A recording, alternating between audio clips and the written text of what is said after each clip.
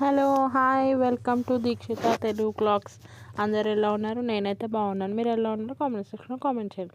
ఇప్పుడు ఈజీగా టమాటా పచ్చడి ఎలా చేసుకోవాలో చూద్దాం.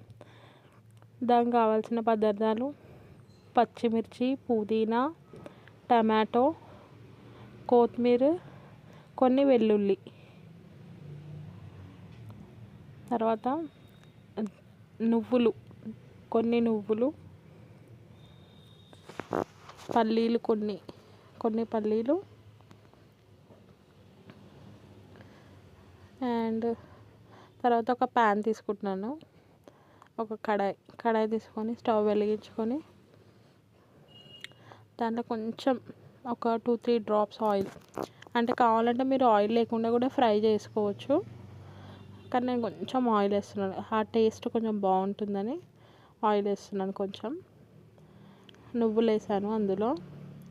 తర్వాత నువ్వులు కొంచెం చిటపట అయినాక కొన్ని పల్లీలు కూడా వేసాను. తర్వాత అవి కొంచెం గోల్డెన్ బ్రౌన్ కలర్ వచ్చాక స్టవ్ ఆఫ్ చేసుకొని అదే ప్యాన్లో కొంచెం ఆయిల్,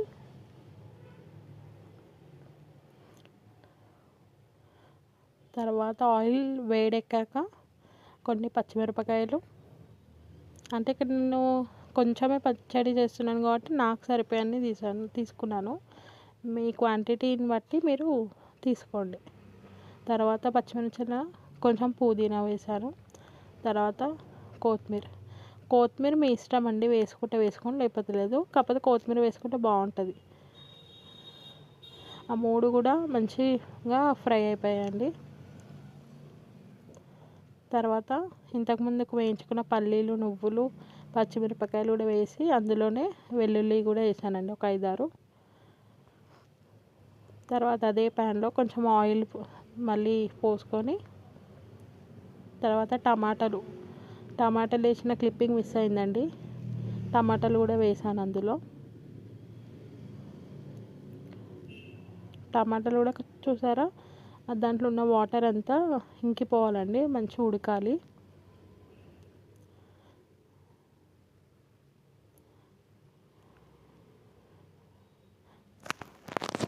టమాటాలు ఇట్లా కొంచెం మంచిగా మెత్తగా ఉడకాలండి, వాటర్ మొత్తం ఇంకిపోవాలి అందులో ఉన్న వాటర్. ఇప్పుడు ఇదే టైంలో కొంచెం పసుపు వేసుకుంటున్నానండి టమాటాలు ఉడికాక. తర్వాత టమాటాలు కొంచెం మంచిగా మగ్గాయండి, చూడండి.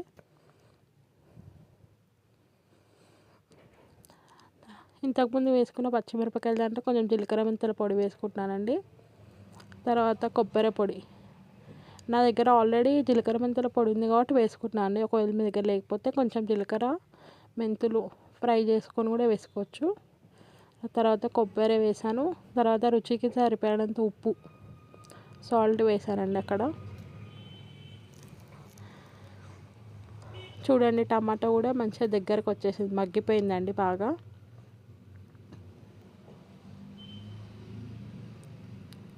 అలా వాటర్ లేకుండా మొత్తం దగ్గరికి అయిపోవాలండి, మగ్గిపోవాలి, లేకపోతే పచ్చడి అనేది లూజ్గా అవుతుందండి.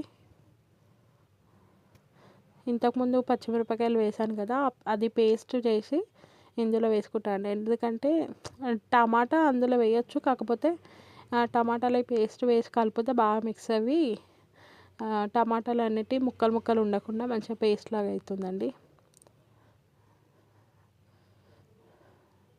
అది కలిపాక మంచిగా మళ్ళీ మిక్సీ జార్లోకి తీసుకుంటున్నానండి. అదంతా తీసుకొని ఒకసారి మిక్సీ పట్టుకోవాలండి. ఎక్కువ మిక్సీ పట్టద్దు, ఇట్లా ఒక 1 టైం 2 టైమ్స్ ఇట్లా అని బంద్ చేసేయాలండి.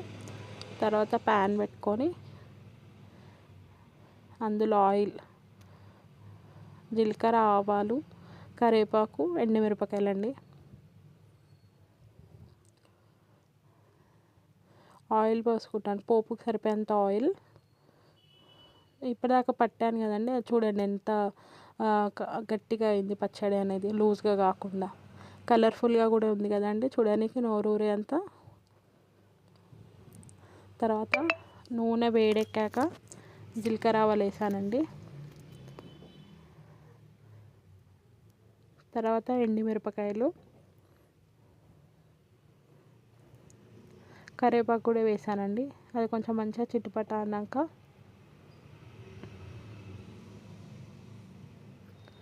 అందులో వేసాను. పోపు చూడడానికి మీకు మాడిపోయినట్టు అనిపిస్తుంది, మాడలే అండి.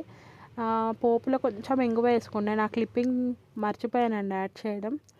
అంతే అండి, సింపుల్గా ఎంతో ఈజీగా రుచికరమైన టమాటా పచ్చడి